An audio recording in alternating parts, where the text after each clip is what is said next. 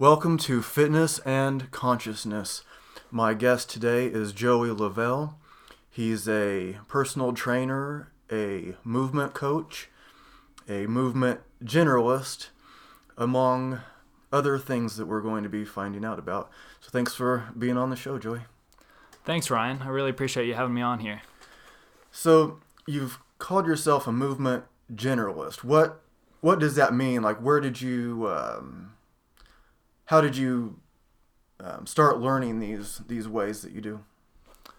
Well, it started when I was pretty young. I was always trying out different movement disciplines, and it was kind of aimless. I would just try and master one set of skills, like I'd dabble in martial arts, or I'd go running. I was an athlete in high school. But none of those things seemed to really come together into a result that I wanted. So eventually I stumbled upon Ido Portal, and I started to study his methods and was really happy with the results that I was getting. So ever since I started to study his work, I've considered myself a movement generalist. What about Ido? What about his method was so attractive to you? I've watched a lot of his stuff, and just so the audience knows, I've done workshops with Joey. We've taught at two of them together, doing different things.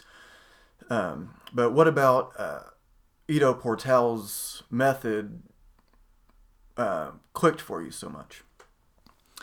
One thing that really struck me was that he wasn't afraid to break a lot of the usual conventions. At the time that I first heard about him, I was studying exercise science at Indiana University, and there's a lot of rules that they would give you about staying within certain alignments, having a neutral spine all the time, and Ido Portal seemed to just effortlessly break all those barriers and do it with such grace and style that it was just instantly attractive to me. It was like he could do anything and get away with it, and then he could talk about it and he could explain how to accomplish that. Yeah, it is really amazing what he does, and he started off as mostly a capoeira guy, right? And then so he built a good foundation from that, and then it expanded, and it is really fascinating what he's able to do. So what other disciplines are you studying now besides his method? What is it that you're looking into? Well, I really like to study consciousness and try to just understand how to be a more well-rounded human being. So besides Ido Portal's movement philosophy, I also like to study the Wim Hof method. Over the last few years, I've done a lot of the Wim Hof method, which is exposing yourself to extreme cold, usually by getting in water, and also a lot of breathing practices to try and take the body into a more alkaline state and experience some of the consciousness benefits from doing so. What kind of conscious benefits are you talking about? Well, a lot of it is just taking your pH away from this acidic state, and acidity being associated with inflammation and just a general state of anxiety or fight or flight. I was always curious about, how do I calm myself down more? How do I feel more at home in my own body? And how do I articulate myself better when I express myself to other human beings? And I always found it difficult to do so. So I was always looking for something that went deeper, something that really that pushed me past my limits, and as a result, I could come back and be a better person. Yeah, Wim Hof's story is really fascinating too. He's climbing Mount Everest in shorts and shoes, and the only reason he wears shoes is so his feet don't get cut up. And he'll take people on these expeditions, or they'll climb Kilimanjaro, and with a month's worth of training, he's taking people with no prior experience up these mountains, and the guys are wearing just shorts and shoes, or or women wearing just very little, and they're just climbing this. It's like it's no big deal. And what's the furthest that you've pushed yourself so far using his method? Let's see. It was probably this winter I've pushed myself farther than ever before. I've always liked getting in cold water and kind of pushing the limits. But as I was growing up, I would just jump in the water as it started to become fall and it was a little colder. But there was no method to it or anything. But here over the past year or so, I started doing ice baths in the summertime, which was like pretty difficult to do because it's a beautiful day outside. You don't want to be indoors, and you're literally doing the last thing that you want to do. You're just staring down the tub full of ice, just wondering, what am I doing here? But after I started doing that, I noticed that I could stay in there for a lot longer. I could add more ice into the bathtub. And once it got cold, I knew it was time to really put the practice into effect. And without ever pushing too hard, try to gradually push the limits. So here about, I'd say a month ago, I got in the water, and the ice wasn't very thick, but there was a coating of ice on the lake that I was getting into. So that's probably the farthest I've pushed it. I just kind of pushed my legs through the ice. I got in the water up to my neck, and then I swam around just as calmly as I could, trying to breathe and try to not let my mind go into that fight or flight state. And then at the end of about a minute and a few seconds, I went under the water for a few more seconds and then came back out without ever losing my cool. So that was probably the biggest accomplishment, was just that I wasn't overwhelmed by the cold, but I felt like I had conquered it in some way. Yeah, it is really fascinating, because there's like these cold reactive proteins and there's heat reactive proteins. Like these extreme temperatures are really good for the body if you, especially if you do it gradually and know how to use that. My girlfriend and I went to a sweat lodge last night, and the first one I did, it was a shocker. It's going to be hot, but part of that, like you were just saying, it reminded me of this controlling the mind. You're in this sweat lodge, you can't really sit up straight because it's not very high. So if you're used to having good posture, you can't have it there.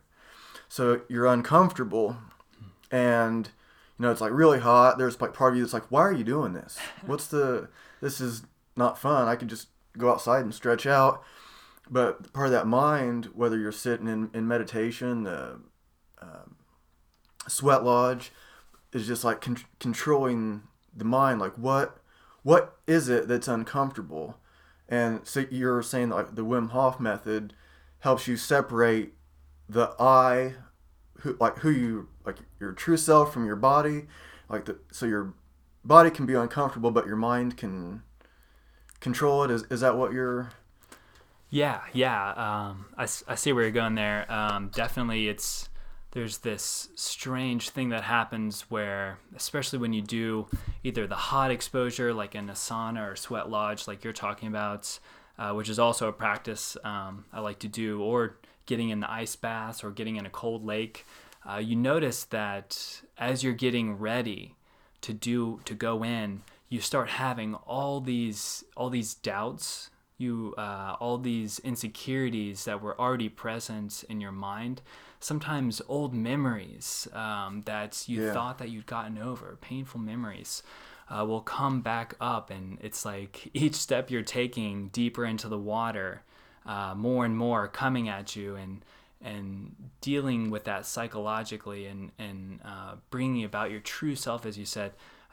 overcoming that, saying, no, I can fearlessly continue onward step by step, and because those insecurities are not the real me, they're just some shadow of my past self, and they don't need to define me anymore. Yeah, that's really interesting that you put it that way. The stuff that kind of comes up, that because it's like if you didn't get in the lake, it's not like, what are the consequences of you not getting in the frozen lake? Nobody cares. Right. I mean, I saw the video and I was like, man, that's really cool. I knew you were doing the method, and like, wow, that's really cool. He's really doing it. But if you don't do that, it's like nobody cares. It's only you that cares the most. I mean, I'm sure your friends and think it's neat, and they're on your side, they're rooting you on. But to be able to just do something where nobody else cares, and you're just pushing through for these like spiritual results, and yeah, it's really fascinating what pushing yourself beyond these boundaries can do. And can you like describe like what the Wim Hof method is, if nobody knows what it is? Like how do you begin that? Where do you start? Sure. So I definitely recommend just getting on YouTube and looking up Wim Hof to start off with, to just see with the guy who invented the method, how he describes things, some of his accomplishments, to see that, yeah, there's actually something to this method. Then I'd recommend looking up some of the science behind it, because he's very big on proving this stuff scientifically. So he's gone in and had himself measured a number of times, and at its base, the Wim Hof method is making an extraordinary scientific claim. And that claim is that you can tap into your autonomic nervous system and control your body's temperature regulation. So before, no one thought that was really possible, which is why they call it autonomic the system, because that means automatic, like it's not under your control. Yeah. So after he started doing this stuff, they had to rewrite some textbooks, because he could just sit there and control his temperature via breathing exercises and focusing the mind with this meditative practice. So at its core, it's very simple. It sounds complicated, but really you get very comfortable, normally in a sitting position or lying down on your back. And then you start to take these deep breaths. So you're not really forcing anything. You're not hyperventilating at all, but you take a deep breath in, and then you just relax, and then you take another deep breath in. So not quite all of the air is getting out when you relax. So I liken it sometimes to inflating a tire. You're putting more in than is coming back out. So the net result is your body is going to fill up with oxygen, and it goes from your lungs into your bloodstream. So a good way of approaching this is by getting really comfortable, taking 30 deep breaths, relaxing, and then at the end of those 30 breaths, you're going to let all your air out, and then hold your breath for as long as you can. And then when you need to breathe, you just breathe again, go right into the next set. So doing this for 5 sets is something that Wim Hof himself recommends. I believe, I haven't used it, but there's a Wim Hof app that will simplify this for you if you want to try it out yourself. But all it is just breathing and then holding your breath.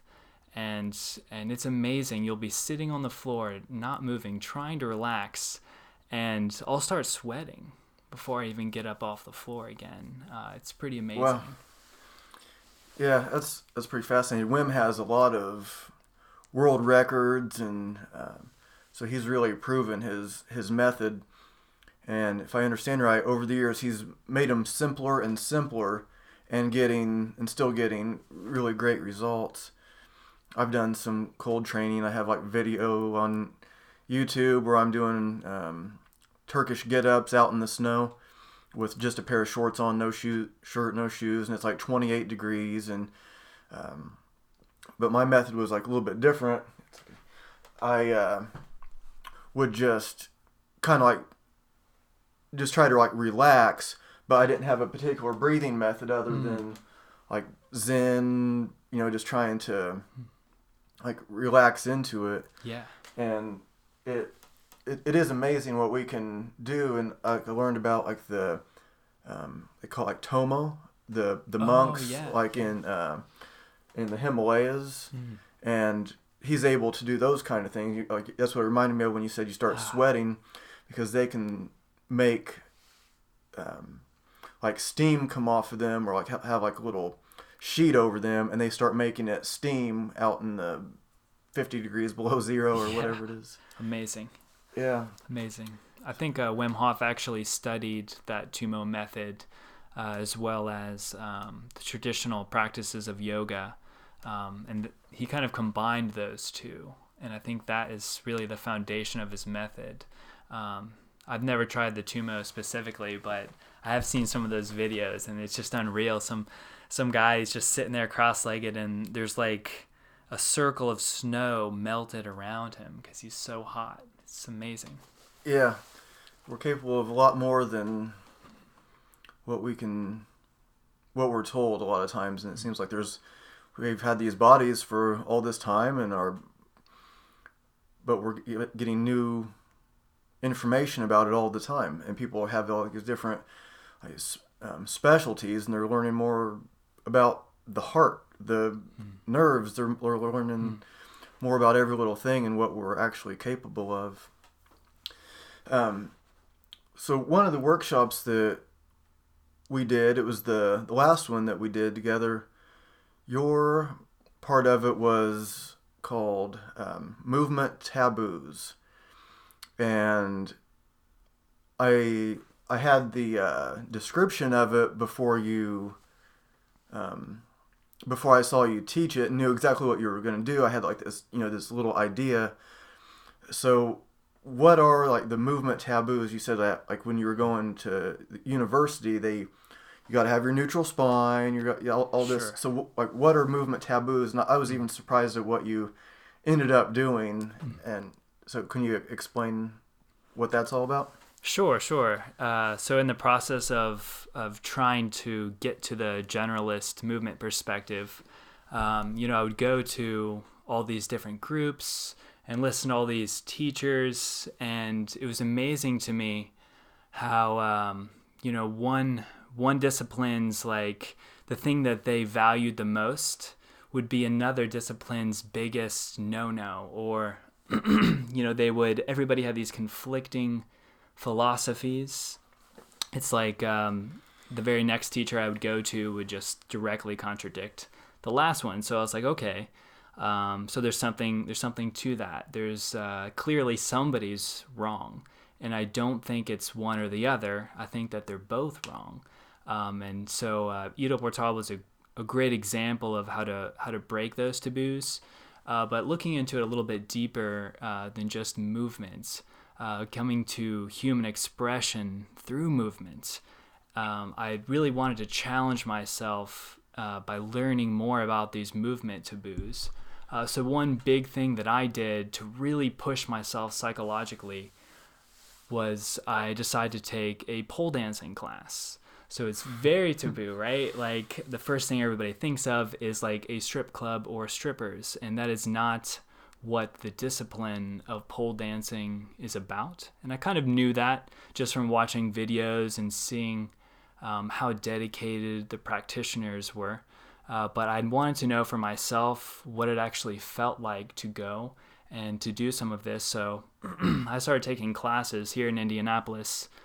And, from the very first class, they had us at the end, they gave us the option to do our own dance, like just no guidance. You could use some of the stuff that we worked on during the class, and you could pick a song. So it was extremely daunting. I was so nervous about doing it. But I watched the other people, and I looked around the room, and I saw how people just totally forgo their judgments, and the space that was created where you could really just express yourself however you wanted to. It was such a beautiful thing. It was pretty amazing.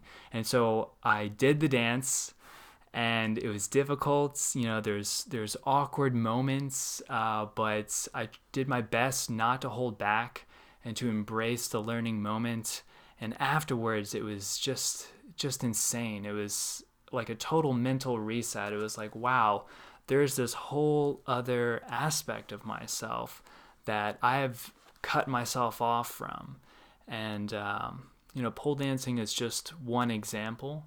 But trying other things like capoeira, which is a martial art from Brazil that's very different from the other martial arts. There's this huge community aspect. You're playing these traditional instruments that you've never seen before, one of them called the berimbau looks like a bow that you play with a coin. You're just like, what? I'm totally out of my comfort zone here. So one thing I noticed about the movement taboos is that they expand your mind. By questioning them, they make you a more well-rounded mover as well as a more well-rounded human being. Yeah. What was the ratio men to women at that class? That's a great question. I was the only guy there. I think just about every time, because I continued taking the lessons. I wanted to really understand it better. So for a number of months, I kept going. I think there was just one class where there's another guy there. It's definitely more rare to see a guy there, and it can be pretty strange because in that community, even though they're very receptive on the whole, for the first time in my life, there's a few times where I walked in where people were not expecting a guy to be there. And I bet. Oh my gosh. So they were a little bit on edge, and I kind of had to almost win them over and show them that I was there for the right reasons. It was like the first time I felt like You're not there looking for a girlfriend. Right. Which, of course, is like, if you start doing this pole dancing stuff, I mean, the kind of pain tolerance you need to do that is unlike anything, because you have all the strength and flexibility components of a lot of disciplines, but then you also have this skin on pole friction and this bruising aspect where you roll around on the floor and you're putting pressure in all these weird places. I mean, those pole dancers, don't mess with a pole dancer because their pain tolerance is insane. So if you go in there for the wrong reasons, you're going to get weeded out really quickly because you got to be dedicated to do that. Yeah, I bet the instructors are very sensitive to that. Absolutely. Yeah, I've seen some, and the women are doing like the human flag, and they're doing all sorts of neat things. And again, it's not like the stripper type stuff. I suppose they can do that too, but sure. It's this whole. It's like it's like a fitness, strength, movement class. I've never been to one myself, but it is really amazing what some of them can do. The kind of strength, and they make it look easy. Oh, absolutely. And they're doing. It's like, you go try a human flag. Right. Let's see how that goes. And yeah, so when do you without the pole there, and you're working with clients or your other stuff, and there's not like a pole? Are you able? Is there techniques or philosophy from that class that you can use with your clients? Yeah, absolutely. I definitely use some of the conditioning techniques that they do in there are a bit more unconventional. I teach workshops. Every 3 weeks, I'll teach a balance and mobility workshop, and I often sneak some of the principles from pole dancing in. Usually I just, replace pole dancing with a word like self-expression or something like that. But a lot of the floor work in particular, just knowing how to move around on the floor is a huge taboo. So that's probably one of the biggest things that I've taken from it is just trying to be comfortable moving around on the floor without hurting yourself. Because if you don't do it right on a hard floor, then you're going to be so bruised and your joints are going to be so sore.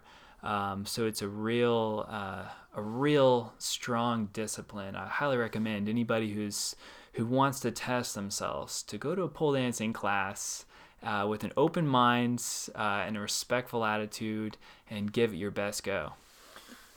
So what kind of, you said you used the conditioning, and what was the other word you used for your other classes? Self-expression.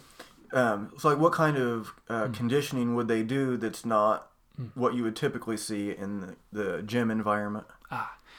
Well, one thing that they do that's different is there's a lot of inversions in pole dancing. So you're getting upside down a lot more, and you're hitting a lot of angles in between standing and upside down that are just very, people don't really do them. Like people will do side planks, but they won't stand next to something, wrap their knee around an object, and then lean out to the side.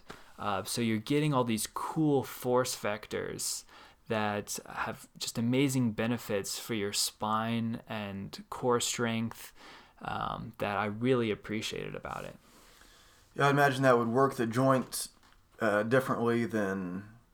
Is that what you think? Like one of the benefits is, I mean, it's going to work the muscles too, of course. Sure. But is it like the joints that are getting conditioned in these different ways, or? Yes, absolutely. The joints have to develop a certain amount of resiliency, or else, you could pop a ligament, or you could tear a tendon.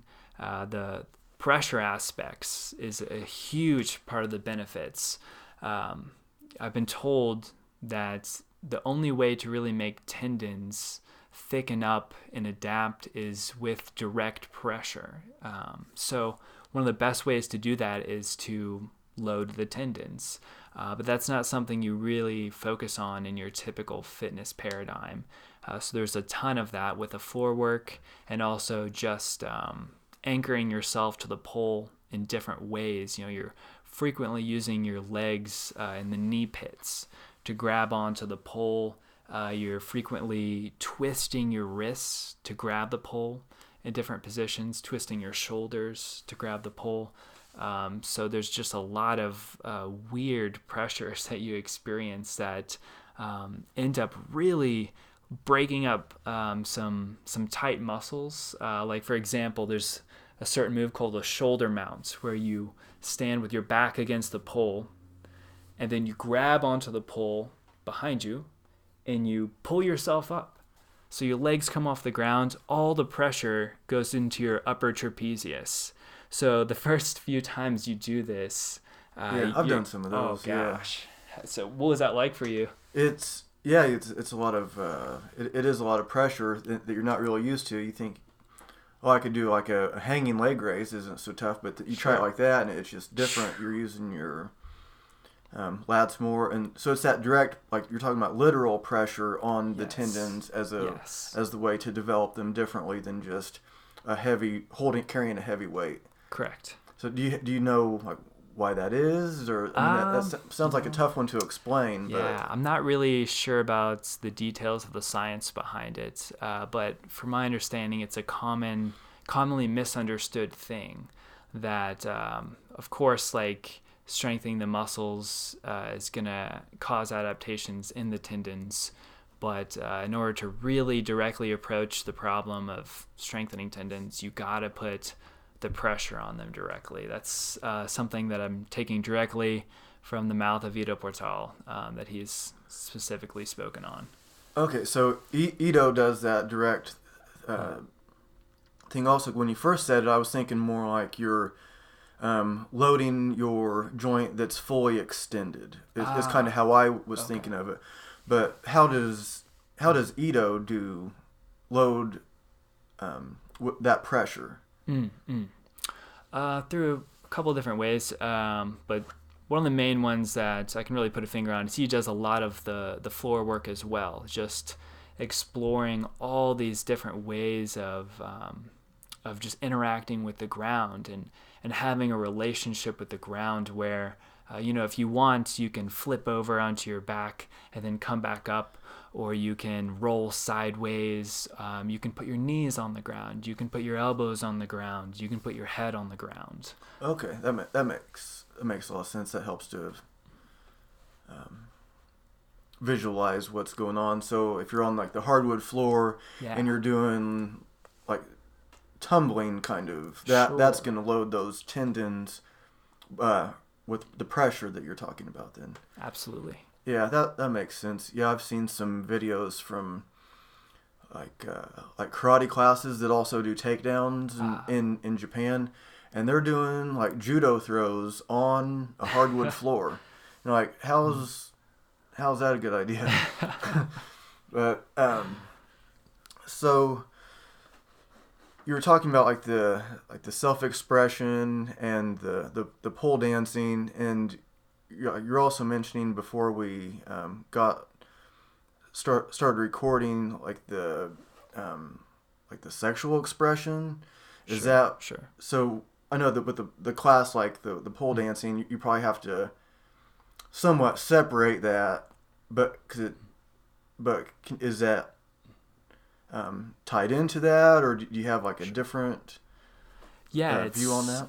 it's very it's promoted. It's encouraged in the sense that human beings are sexual by nature. I mean, otherwise there wouldn't be any more human beings, right? But for some reason, it's like it's not really a switch that we can turn on and off. That's just an illusion, and pole dancing tries to bring that out in people, like, hey, like there's a way of doing this, that's of expressing yourself and this aspect of yourself that's graceful, and it's beautiful. It's a result of a lot of hard work before you can really do it properly. So if you're in a class, then it's people cheer each other on. They want you to be that way. They want you to be yourself.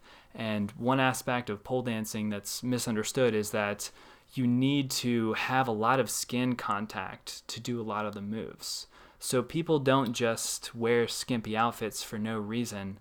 They do it because they gotta grab the pole with like their obliques or their back, or their trapezius. Yeah, that's interesting that you mentioned that. I did wonder because I've seen some of these, like the videos on Instagram, and it's supposed to be something beautiful, but yeah, she's wearing like next to nothing, so you might think, well, what is her real intent? Is she? But now that when you say it like that, that makes sense. If you have a t-shirt on, you're going to be slipping around, and so that you Right. have to be able to grip it. That makes sense. And then it's not done in like a raunchy way. It's different. Like you said, it's like beautiful, and that's one of the things that I wanted this show to be about. Also, is like I'll have my girlfriend on here too in a future episode. I think we're recording next week, and about this like sacred sexuality and like tantric stuff, kind of like where Tantra meets Taoism, if that makes sense, and what it is to have like this like conscious sex, and to have like I wasn't planning on talking about this with you, but which is fine. I don't really plan out much of these shows. I have like a general idea. He brings a couple ideas, and then we just pretty much let it rip. We're not following any kind of script. But to have like two guys like us talking about like sexual stuff in a way that's probably a lot different than what you would get in like some places where it is like guys that are like conquering, or it's like they're doing stuff to the woman instead of with, and they're not right. they don't really care about her experience. So we didn't get into exactly what you wanted to talk about that, but if you want to just, so I don't even know what question to ask you exactly. So if you just want to get into what it is that you were mentioning before. Sure. Well, it's obviously like one of the biggest taboos in our society to just even talk about this. But one, I can't say that I'm very knowledgeable on the subject. But one thing that I've learned is just that from pole dancing, this idea of sexuality and creativity being linked together, where it is a form of expression, and I believe that the root of sexuality is creativity. So just like any subject that human beings talk about and study, there's volumes of information on this thing, and at different points in time, there's been societies that are more sexually liberated than our society. There's certainly been ones that are far less. But to explore that topic, it can be done with a high degree of respect. I think what you're saying about the main point of sexuality and is not to impose only your ideas, but instead to be receptive and just totally open to the other person. It's about open communication. It's definitely about self-expression.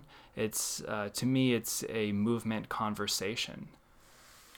Yeah, that's an interesting way of putting it. Yeah, the conversation, be able to like talk to your woman about like what's going on, her experiences and her past, and to kind of circle it back to like this Wim Hof method. And you're getting into the water, and like all these memories start popping up. Like, why did I just think about that? And in these sexual situations, even though your woman is just with you, and then these things start to happen, and it'll trigger these past thoughts, maybe that she hasn't even thought about for a long time. It's like, where is this coming from? I don't want to be thinking about that. I want to be thinking about what we're doing now, and there's a lot of awareness out now, like with the Me Too movement, and this how common it is for women to be violated in ways that men may not even understand. It's different. Like if you're at Walmart and some woman comes up and like pinches your butt, you'll look around like, what? It's like, yeah, that's kind of a violation, but you don't have anything to worry about. She can't do anything to you. Right. But if some man does that to a woman, it's completely different. The same thing is completely different. Yes. Because she's a lot more vulnerable, and there's maybe even a genetic memory from other women that have had this. Because in a lot of cultures, I was like reading in this book called The Shogun Scrolls, and it was written in like 1500s, 1600 something, and the guy talking, the shogun was saying, all right, we're going to invade this village, and then we're going to rape the women, then they'll have our babies, and then since the babies will be us also, they're not going to want to fight us. We're going to be a part of them, and if you don't like that means you're weak-minded, because this is what we have to do. So it's a completely that's like real history, and of course it's now in modern day it's so sick, but there's also some people that kind of still think that way. These things still kind of happen in like maybe like smaller scales, and so maybe there's some, like when you go to like your class, that the pole dancing class, and it's all these women, maybe some of them want to like maybe like shut down a little bit. They won't be as open. So did you like find that when you were there too? Like did it? Yeah. That was one of the most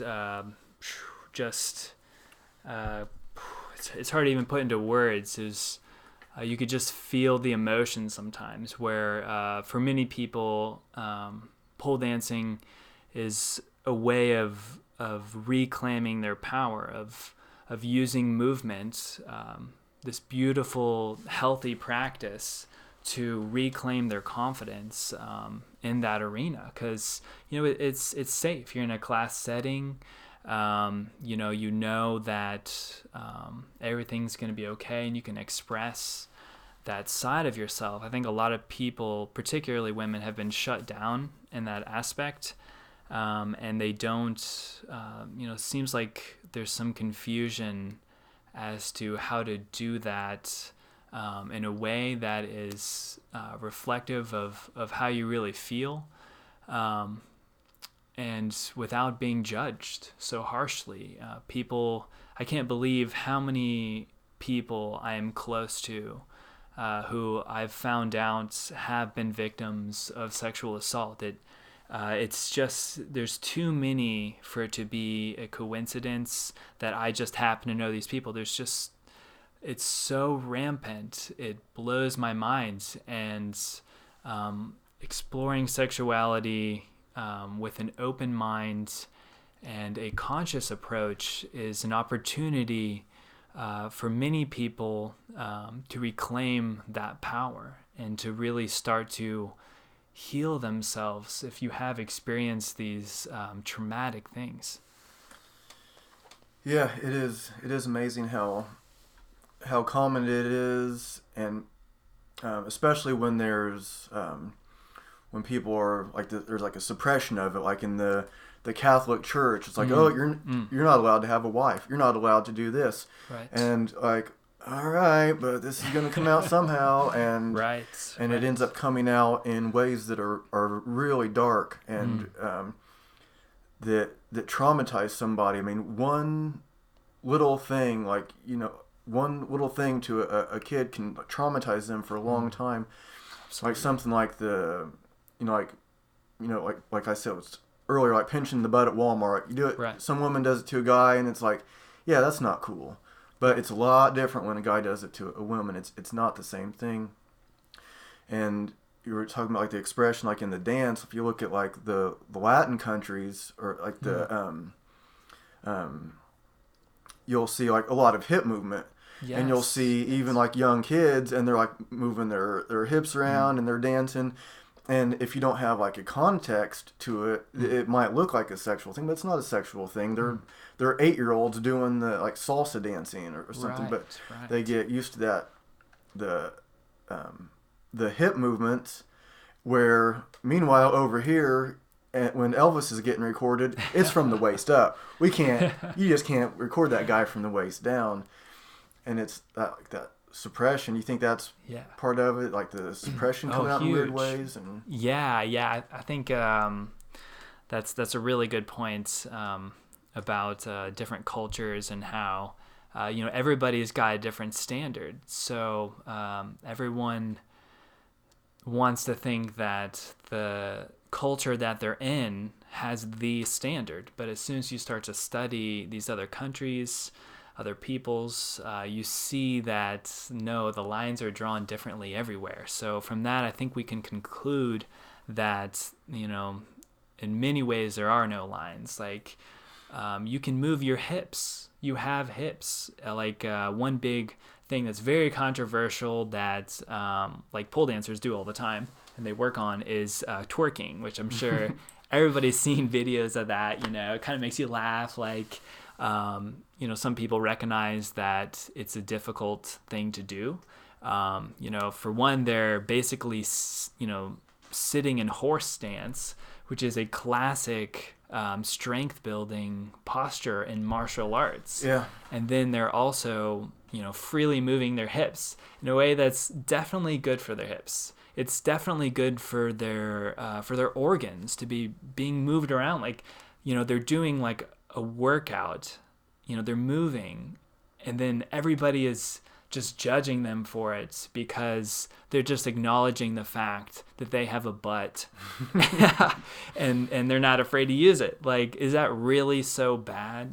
They're not hurting anybody. I found it really astounding how even like a lot of people who have great things to say about women's role in society, some of those same people were coming down on this when it was really trending maybe a few years ago. And I thought it was such hypocrisy, because here's somebody just freely expressing themselves, and yes, doing something that's beneficial to their body, but all they could think about was their own kind of self-limitations, their own awkwardness about sexuality. Yeah, and you'll see like Instagram videos, if you think of this, some well-known power lifter, and he's doing an instructional video, like a short video on deadlift. Sure. He's deadlifting 800 pounds. He's giving advice. Sure. And you compare that to how many views he gets compared to a woman who's wearing like the wedgie yoga pants, and Sure. she's deadlifting like 50 pounds. And then like you click on her page, of course, and it's like so I think it can kind of go the other way too, where the women, they'll see like, well, this is what people want to see, this is what gets me likes. And even though her deadlift form might be, maybe it's bad, maybe it's good, but you see like these pages that are just devoted to butts and like be that way. And Sure. so I think it can kind of go the other way too, where can you blame a guy for seeing it that way if you're presenting it that way? Like, you're just this physical thing, and it's not like you just happen to be attractive and you're trying to teach a deadlift and some guy's creeping on you. It's Right. So it's kind of this, you think it's like this balance too of like what you put out there. And Sure. It's a great example of the deadlift because it's all about the glutes and the hips, right? You're trying to do the same thing. Somebody who's really works on twerking and somebody who really works on deadlifting, they're focusing on a lot of the same muscle groups, and one gets you a lot of respect, and the other can get you some shame. It's a great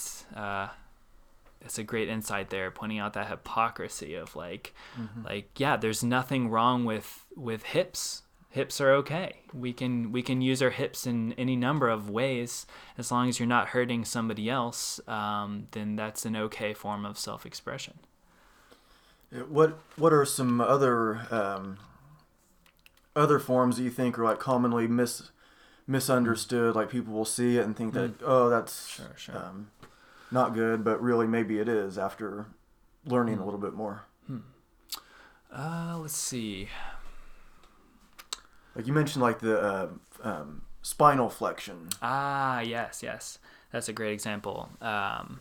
It's amazing how in studying exercise science for 4 years, they really pounded into your brain how this idea of deviating from a neutral spine, keeping all the segments stacked on top of each other, is just, it's a bad thing. You shouldn't do in your training. It's gonna happen, but you shouldn't do it.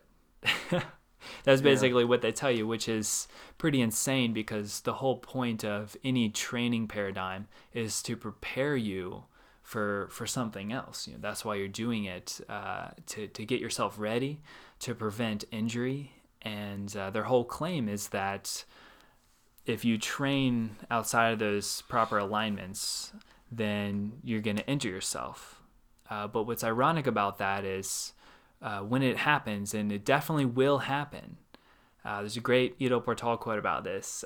He says, "There's no such thing as improper alignments, only improper preparation." So if you're oh man, I just live by this credo now.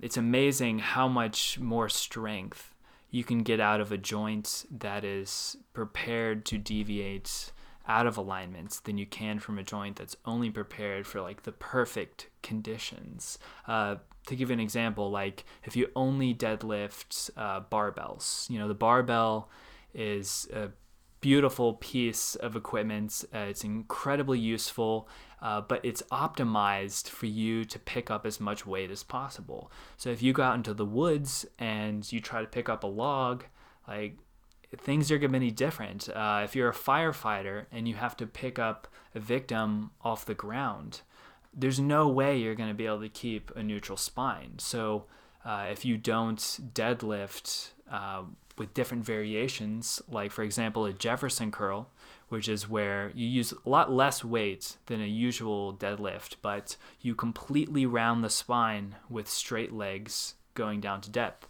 That's just one example of how you could prepare yourself if you were like a firefighter or somebody who had to pick up awkward objects. And like with the Jefferson curl, which like I know Dr. Stuart McGill is not a fan of those. He recommends against them. Not that he's definitely an expert and knows more than me, but there's other people that swear by it. So like how much weight would you normally start with a Jefferson curl? Very lightweight, very lightweight. Some people have no business even holding on to a weight. Maybe they just need to go down and come back up, 15 times. But for people who are ready to start with the weights, I like with my clients, I'll start with like 5 pounds, 8 pounds, something really light, just so they can feel the difference between loaded and unloaded, and maybe start to gradually work your way up. But there's no rush. It takes a lot of time for the tissues to adapt and respond, and there's what's the rush? You can just take your time, and your spine will be way looser, and your hamstrings get an awesome stretch down there. You'll feel it in your feet sometimes because they have to grab the ground to keep you from falling over forwards. And you do them really slow. Like how long do you do? How long does it take to do one rep? That's a good question. So I like to really take my time when I'm doing it. So it'll take me probably 3 to 5 seconds to get down, 3 to 5 seconds to come back up. Is a pretty good template to follow. What I like to do is a set of 5 to build strength. So I'll go down there and come back up 5 times at about that 3 to 5 second pace, and then I'll hold at the very bottom for 15 seconds, and then I'll come up to just above my knees and make sure I'm still very rounded. It's an awkward position to be like that with straight legs, totally rounded over, and I'll hold for 15 more seconds like that. So at the very end, I always do these pauses to make sure I really have the new range of motion that I've captured. And I've seen you load other joints like that. So can you explain like what you would do? Like do you do these as part of, like maybe explain like what a session with you looks like? What Sure, how do you sure. begin? What's the session with you entail? How do you go about it? I almost always start, especially if it's a new client, with some movement terminology. So this is something that dancers are very familiar with, and sometimes martial artists as well. But putting the body through some basic spinal deviations, moving past and back to a neutral spine. So one example is just pushing your chest out and then collapsing in the chest. It sounds really easy, but if you try to do it where you're really watching the sternum bone, so that you're definitely just moving from the sternum bone and the sternum bone only, it can be kind of difficult, and some people find that they're totally frozen there. They have no awareness. Or another example is taking your head and jutting it forwards and then pulling it all the way back and tucking your chin. Some people are stuck with their head jutted forwards, and when you have them do this exercise, you can see them realizing that they were stuck a little too far forwards. Especially older clients, they really have troubles with this one. Yeah, they're stuck in the forward flexion, and the people with like doing the computer all the time, or games or TV.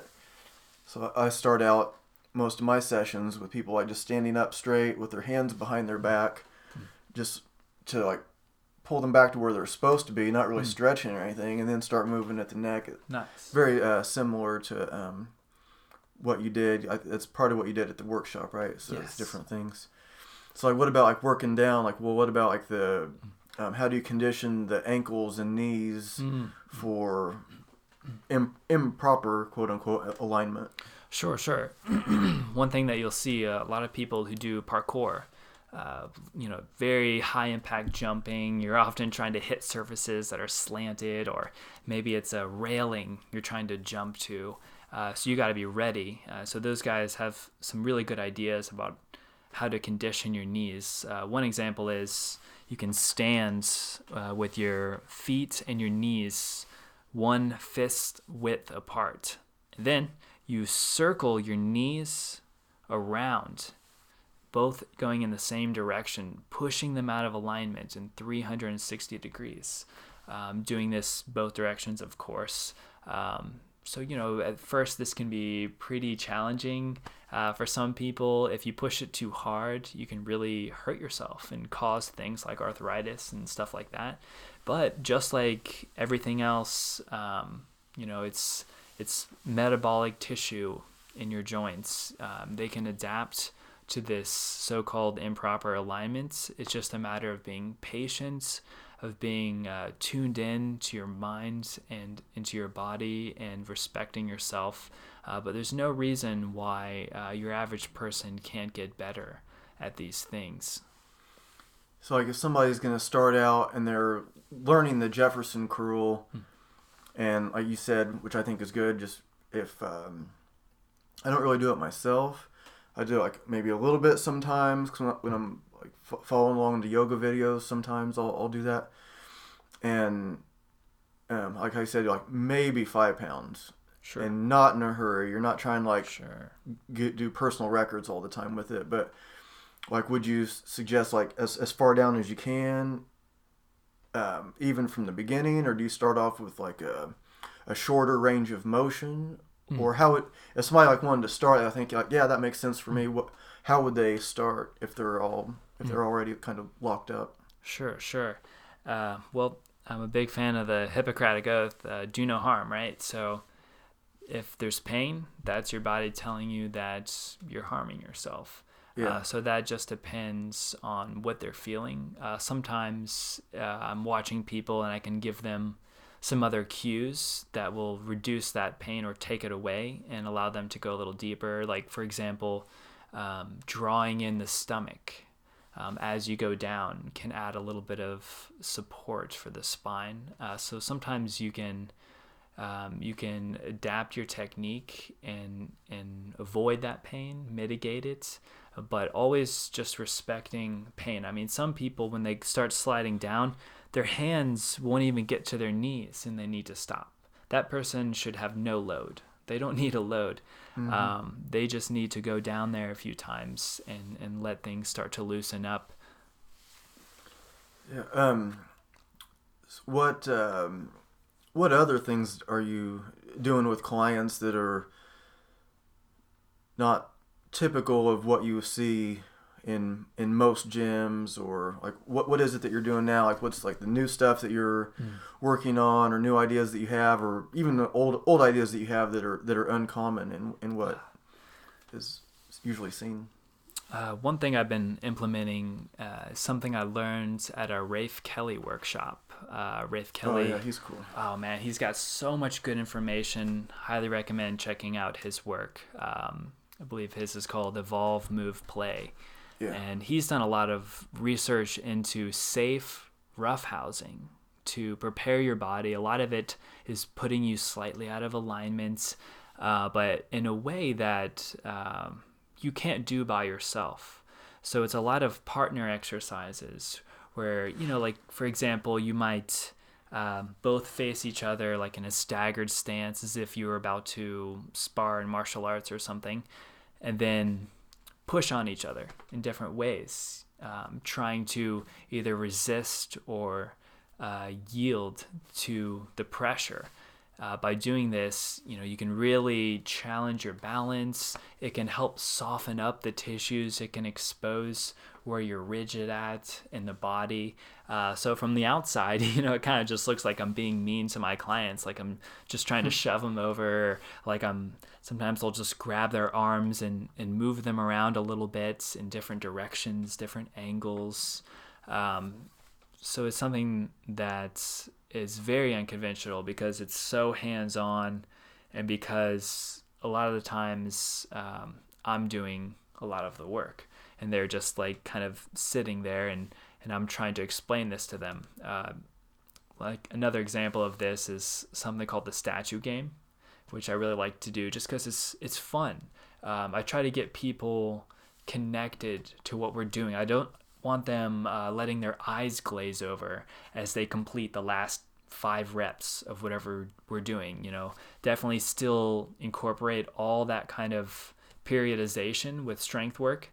But when it comes down to the end of the session, we've gotten their body into a great state. We've gotten some good hard work done. Sometimes it's the most important thing is to just reintegrate all that work and put it all together into something that's not so isolated, but instead allows them to really get in the moments and also get a little uncomfortable. It's a little taboo. I'm pushing on their head, from a sideways angle. I'm yanking on their leg as they balance on one foot. It gets them out of their comfort zone and challenges them in a new way. Yeah, I do think that's important. Are the other trainers at your gym, are they looking at you like, what's this guy doing? Or are they pretty much, do they do like similar stuff? Or are you pretty much the only one that's your style at your gym? That's a good question. When I first started doing this stuff, it was the owners of the gym I work at, which is Fitness by Design. Lisa and Rob Hudson are the owners. They were incredibly respectful of the approach I was taking. They definitely called me into their office and we talked about it, and because they were a little confused about what I was doing and what I was trying to accomplish, but they were very respectful about letting me explore this, and I really just got to give a shout out to them because they were so supportive. I can't imagine there's a lot of gyms that would have let me continue on with this kind of thing. As far as the other trainers go, most of them are pretty used to it at this point. It's neat though because I look around and they're doing some of the stuff that I'm doing now, and I just am so flattered by that, and I'm so happy to see them reaching out past the fitness paradigm a little bit into this generalist perspective. Yeah, I did find, so I started as a trainer in 1999, and the first place I worked, I was an employee, and the owner, it was in Carmel, Indiana, and the owner was completely cool with whatever I wanted to do, and I was like a bit different than some of the people. Like some of my clients would like do a meditation at the end, so we're sitting there in like Caesar, which like sitting on your ankles and meditating at the end, and some different things. And then I left there for another place that was a lot more successful, and I was an employee there also. And that owner was a complete control freak, and it really ruined my taste for training. I loved training people, the clients, but I mentioned it in another podcast that I did by myself that what I thought was needed to be successful at that time was so far from what I wanted. I'm looking at him, and he has the most successful gym in town. It's just a personal training studio. It's busy. There's several trainers busy pretty much all day. But they were doing stuff. A lot of it was just going from one machine to another. And this was in 2000, 2001. And I was like, this is not what I'm cool with. And I ended up quitting. And I started selling lawn care. And I just trained friends and friends of friends in my backyard and garage and stuff. And so I'm seeing like this, like what you're getting into, like the winds are kind of changing a little bit, and it seems like Definitely. the consciousness around it is changing. So are you feel like this is going on too? Like we're at this like kind of hitting the wave of this new way of doing things. You think it's like there's still a lot of work to do, or what do you like think about that? Where people like where we were like 20, 30, 40 years ago or whatever to where we are now. Yeah, that's an interesting question. Because it seems like if you look back in history, there's a lot fewer people who are training because their lives were the training. And some of their, if you look back at like how the ancient Olympians trained and stuff like that, it was actually a lot of good stuff. There's a lot of great stuff that's come back around. You know, a lot of these things are not new at all. I definitely think that when the fitness industry started making these isolation machines, there was a lot that was lost where people kind of had this naivety about technology and about, you know, because it was highly manufactured, it was going to be better. But I think that that spell has been broken and we're watching it fade away right now. So my hope is that this movement continues to grow and that people keep questioning, you know, what they're doing because, you know, not to pick on these guys in particular, but if you go to like an LA Fitness or something like that, you know, I find what the people are doing there to be really short-sighted. You know, I don't believe that training in isolations with machines, you know, it might get you a physique that you think looks good, but I don't even think it looks good. And it definitely, those people, as soon as they start to really try to use their bodies, they end up breaking. You know, they'll go out on the basketball court and just destroy themselves because, for one, they're following this principle of alignments, and for two, they're not integrating any of these movement patterns. So I don't see how you could say that that approach is superior when most of life is just a series of integrated movement patterns. Yeah, I definitely agree with that, and I think studies like guys like Dr. Stuart McGill have done, they'll like look at they'll do measurements when people are working on these machines. The machines are safe. A person goes into, or they're perceived to be safe. So the person goes to the gym. They don't really know what they're doing. They go sit on the machine. They look over, and it has 4 pictures. This is how you do it. Sure. But when he was measuring the loads, like it might be loading your spine a lot more. You think it's safer, but it's really not. And then like what you were saying, they get out and they're trying to do something like play basketball, which seems like a pretty safe thing. Sure. Their training isn't helping them. So how what do you think is like if someone is going into the gym for the first time, they don't really know where to start. They're listening to this and like, yeah, this makes sense. I don't want to hurt myself doing machines. Like where does somebody start? They'll look at Ido Portal and be like, yeah, I can't do that. Sure. Like where do you begin? That's a great question. I would suggest, you know, trying to find somebody to practice with who you like how they speak, you like how they move, and try and get with somebody, either one-on-one or in a group training. That's the best thing you can do. If that's not available to you, then try looking up some videos on movement terminology, and just by starting with, you know, I almost sound like a hypocrite here because I'm saying don't do the machine isolations, but do some isolations with your body, because that will start to teach you this neuromuscular control. You really need to start with just learning how to control each part of your body and learning how to connect with all these different parts, so that, you know,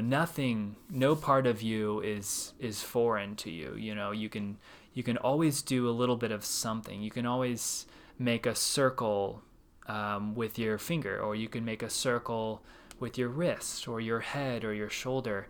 And then you can get on the ground and try and do the same thing. But find a way of developing your awareness and your control, and start with that, beyond trying to build muscle, or even if your objective is to lose a lot of weight. I think that especially if you have a lot of weight, this is important, because every step you take, every push-up you do, if you're not using good techniques, then the loads are going to be extraordinarily poor for your joints. And if you're just starting a journey, the last thing you want to do is overwhelm yourself and stop before you even get started because you hurt yourself. Yeah, that's definitely good advice. There's a lot of things that you can do, but start off just simple and like kind of get a couple things down, pick like a source that you trust, and like you were saying earlier, if it hurts, then don't do it. It's like the whole no pain, no gain thing, I think is should be in the junk pile of history with the machines. Yes. Sometimes I think the machines are good for rehab purposes and stuff, and there's but there's like you were saying, that just there's new ways now, and a lot of them go back a long time, but now we're seeing, especially with the internet, like Ido Portal is a good one. He's and he has some stuff that pretty much anybody can do. You can look at his videos. Absolutely. And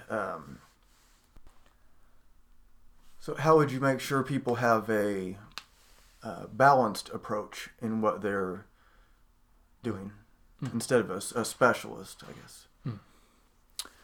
Well, one of the things that's very important is just common knowledge in the fitness world, but training left and right sides of the body, and training the upper half and the lower half of your body, which sounds insanely obvious, but not just trying to train those, but looking at your lifestyle and saying, okay, how can I use like the left side of my body more when I'm at home? Like, could I brush my teeth with the left hand? Could I maybe when I'm crossing the room, I could drop down onto all fours and crawl across instead? It's not going to waste any time.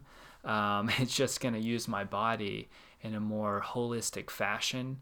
And in this way, you can start to build a lifestyle around your practice, and actually use the training. It's going to make the training a lot more meaningful to you, and you're going to start to be able to explore the world a lot better, because you don't feel weak when you have a lot of pressure on your wrists, or you don't feel if you have to go in a tight space, like if you're moving furniture around something, all these things can be approached better with a holistic approach of using every part of the body, so that you're not fragile.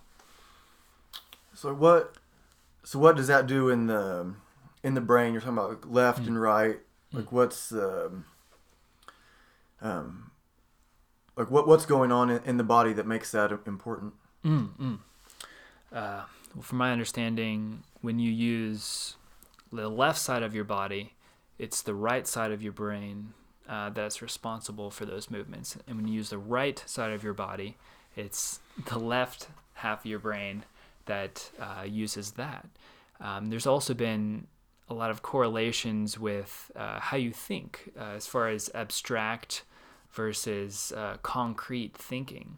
So, the science behind this, I'm not sure how much it's really been thoroughly explored, but I don't see how not using both halves of the body, that's going to translate into brain benefits as well, by having to switch from one side to the other sides.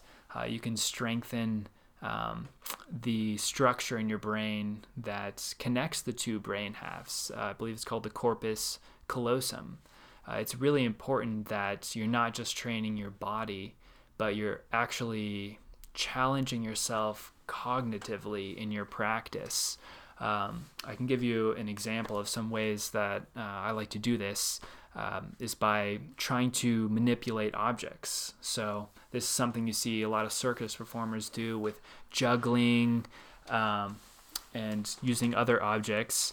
This is a skill that you're really not born with. You have to fumble around for a while and chase tennis balls around the room before you really get good at. But just trying to toss a ball up and down with your non-dominant hand, even that can be challenging and stimulating, even though you're not going to see any muscle growth out of it, even though it's not going to show up in your physique somehow. Your brain is going to be better. It's going to be better at solving problems if you're constantly giving yourself new problems to have to solve. And you're not going to feel as stagnant in your training. That's for people who are really into this stuff like you and me. That's our worst nightmare. Is like, what if suddenly I don't want to, this doesn't hold my interest anymore. This is like my passion. So that's a great way of avoiding that, is by giving yourself these different tasks to solve with the body. For example, like trying to hold a cup of water in your hand and then rotate your hand 360 degrees without spilling the water. It's the term for this is kinetic cone, or like a movement riddle. This is like something that I got from the Ido Portal, one of the Ido Portal workshops I attended. Just trying to do something that it feels impossible at first, and it's amazing to watch yourself fail, to watch your own mind when you get so upset over something so silly, like if you're trying to juggle and the ball flies across the room and you just curse really loudly, and it's like, wait a sec, like, does this really matter? Like, I just gotta laugh at this. So it's a great introspection tool because it shows you where you're really at that day. Yeah, that's really interesting too. I think like you said, the juggling and doing things that are, like, I've seen you with PVC, like a long PVC pipe in each hand, balanced on the top and walking around and just different stuff. So you would think, like, if at first you're watching him and you think, why would I want to go train with that guy? Right. He's just balancing these PVC pipes on his hand. Right. But then you watch him on the rings, and he's just, it looks like you're watching it in slow motion. The control is just, it's really amazing how, nice. Like, for it to do like like when I saw you do the muscle up, and a lot of people are like just kipping up into it and muscling and powering, and it looks like you're just doing it in slow motion. You can take like 5 seconds to do that. Do you think there's those kind of things work together? You're balancing these things, and it's like, this guy's a trainer. What's going on? And then you see him on the rings. It's like, oh yeah, I need to learn that stuff. Sure. Is it like, you think it's related or it's opposite, and that's why it's, or is there like, it's just different? Very different, but the process that I went through to learn both of those things is very similar. I had to break them down into steps, and then when I tried them and didn't succeed, I had to problem solve and figure out, okay, like, what if I try this? Okay, that didn't work. What if I try this? And so there's a lot of the same steps in the approach. Obviously, like, the muscle up requires more physical strength than balancing two sticks. But the focus of mind for both of those was pretty similar. I mean, it took me a while before I could balance two sticks like that. It took me a while to learn the muscle up. I had to teach my body a new skill, and I had to put the isolated movements together into an integrated pattern. How long are those pipes that you balance? I think they're about 5 feet long. They're like the typical length of a pipe you'll see in a CrossFit gym or anything like that. So is it like 2-inch PVC? Is that what it is? Or? Yeah. Yeah, it's cool stuff. Thanks. So what's like next for you? Have you been like looking to get into like something new that you haven't done yet? Is something else looking good on the horizon? I don't have any particular discipline I'm trying to get into right now, just because I have a lot of practices going on already, and I've just started to see some really good results with some of them. I'm really interested in working more with a Rafe Kelly, safe rough housing, exploring partner work, exploring weight sharing, where you're picking up the other person, putting them down in different ways, mainly because it's probably the thing I'm least comfortable with. I'm the kind of person who wants to train completely alone with no distractions. I'm off in the woods, running around, and because it's often easier because you're in control of what's happening. When you're working with a partner, you're certain to get into uncomfortable positions and spots. And because I recognize that in myself, I'm gonna go in that direction, because I think that going in the direction of your biggest weakness is a great way to make yourself a better mover. Well, I think we will start to wrap it up then. And if people want to get a hold of you for training, how do they get a hold of you? You can contact the gym I work at. It's Fitness by Design. And if you want to check me out on social media, you can look me up on Instagram as Fearless Sloth, just all one word. Or if you want to find me on YouTube, I also like to record my movements sometimes and edit them together just for fun. So you can just search my name, Joey Leveille, on YouTube, and it should come right up. Where is Fitness by Design? It's up at 96 and Ditch Street, up in northern Indianapolis. All right, Joey, that was a good show. I appreciate you coming on. That was a lot of good stuff to think about and practice, and hope to have you on again soon. Thanks, Ryan. I really appreciate it.